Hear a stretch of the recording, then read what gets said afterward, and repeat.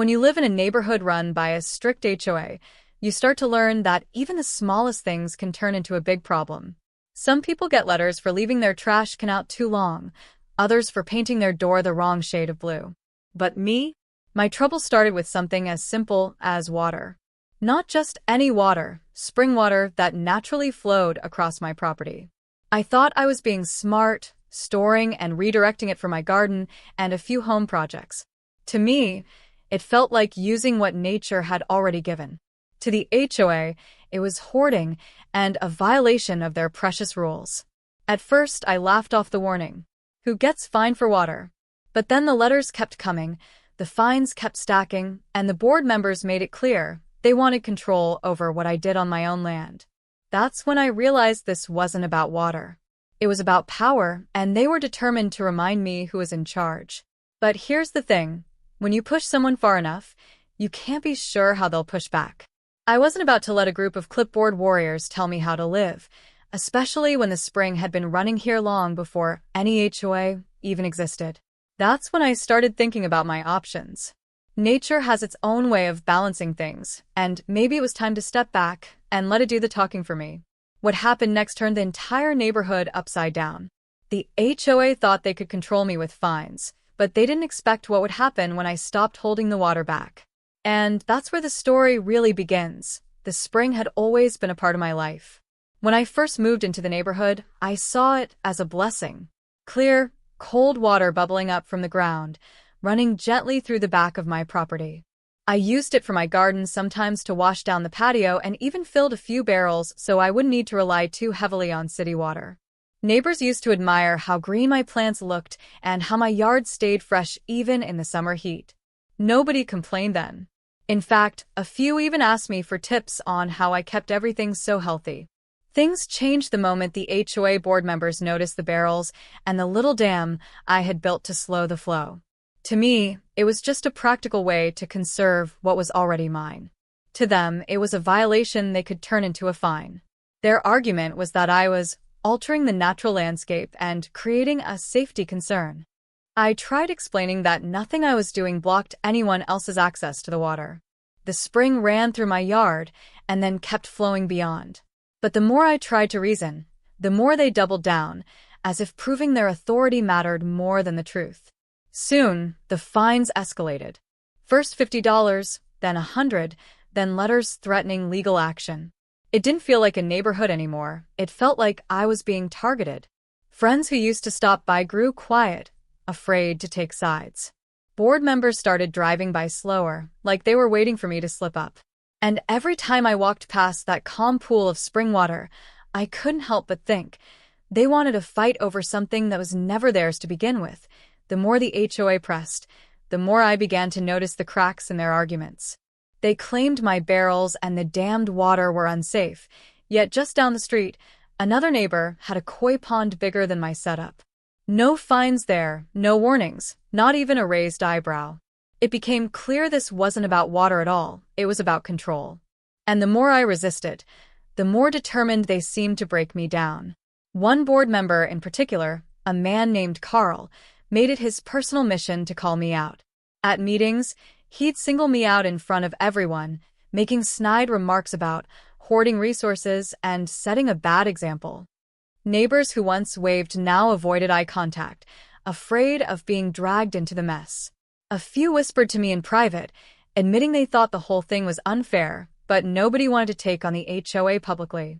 That left me isolated, with the fines stacking up and the pressure growing heavier each day. Meanwhile, I started noticing small things around my property. A gate left open that I knew I had closed. A note tucked under my door reminding me of community standards. Even the sound of voices late at night near the spring, like someone was checking up on me. The water that once brought me peace now felt like the center of a storm. Still, I couldn't let go of the idea that nature had a way of balancing itself. I had built that small dam to help, not harm. But the longer I stared at the calm water pressing against it, the more I realized that maybe the HOA didn't understand what they were demanding. And maybe they weren't ready for what would happen if I finally let it all go. The standoff between me and the HOA reached a boiling point faster than I expected.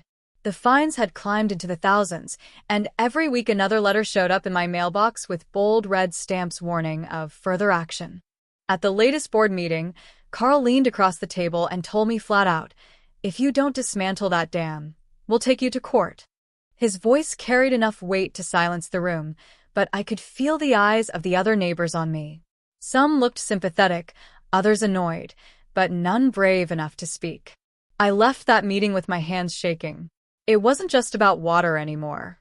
It was about being backed into a corner. Each time I walked past the spring, I felt the pressure building, both in the water behind the dam and in myself. I had done nothing wrong, yet I was being treated like a criminal. The quiet bubbling of the spring had turned into a constant reminder of the fight I was trapped in. One evening, after yet another notice was taped to my door, I stood by the dam and listened. The water pressed against the barrier, patient and heavy, like it was waiting for me to decide. Crickets sang in the background, and the sky was streaked with fading orange light. For a moment, it felt like nature itself was holding its breath. Then came the final push. A certified letter arrived, warning me of legal proceedings and additional penalties if I didn't comply immediately. The words were cold, lifeless, but they hit me harder than anything else. I realized the board wasn't going to back down. And standing there at the edge of the dam that night, I knew I had a choice: give in or let nature take over. Just when I thought the situation couldn't get any worse, the HOA found a new way to turn up the pressure. One morning, I stepped outside to find a bright orange notice staked into my yard. It wasn't just another fine. It was an official order demanding immediate compliance and threatening that contractors would be sent to my property to dismantle the dam themselves. They weren't just pushing me legally anymore. They were planning to take direct action. The idea of strangers tearing through my yard, ripping apart something I had built with my own hands, sent a chill through me. I walked down to the spring, staring at the still water pressing against the barrier, and I couldn't shake the thought. If they brought in their crew, they had no idea what they were about to release. They thought the dam was just decoration, a small pile of stones and wood, but I knew how much water had collected, how much force was waiting behind it. As if that wasn't enough, a neighbor slipped me a folded note later that day. He didn't want anyone to see him hand it over, and he didn't say a word, just kept walking. Inside, the note warned me that Carl and a few others had been meeting privately, planning to make an example out of me. They weren't just after the dam anymore. They wanted to push me out of the neighborhood altogether. That night, I sat on my porch listening to the steady rush of the spring. The air felt heavier than usual, as though everything was leading up to a breaking point. The HOA thought they had the upper hand, but they were blind to what they were really provoking. And soon, the choice of how this ended might not even be mine anymore. The morning the contractors showed up was the moment everything finally broke loose. A pair of trucks rolled into the neighborhood, engines growling, with men carrying heavy tools and clipboards. Carl stood proudly at the curb, arms crossed, like he had already won. Neighbors gathered along the sidewalks, some whispering, others openly watching, waiting for the showdown. My heart pounded as I followed the crew down to the spring. They didn't understand what they were about to touch. I tried warning them, telling them to be careful, but Carl cut me off, saying loud enough for everyone to hear, "This ends today."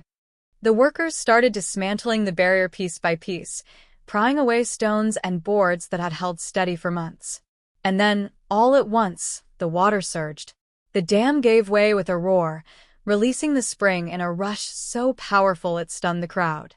Water poured down through my yard and into the street, cutting across the manicured lawns the HOA prized so much. Flower beds flooded, decorative mulch washed away, and Carl himself had to leap back to avoid being soaked to the knees. Neighbors gasped as the force of nature they had ignored revealed itself in full. For a moment, there was pure chaos. People scrambled to move cars. Water pooled against curbs, and the very order the HOA fought so hard to enforce dissolved in front of everyone's eyes. But as quickly as it came, the surge settled, leaving behind damp lawns, muddy driveways, and silence. And here's the twist no one expected. Instead of blaming me, neighbors turned their frustration on Carl and the board. They saw the mess for what it was, the result of pride and overreach.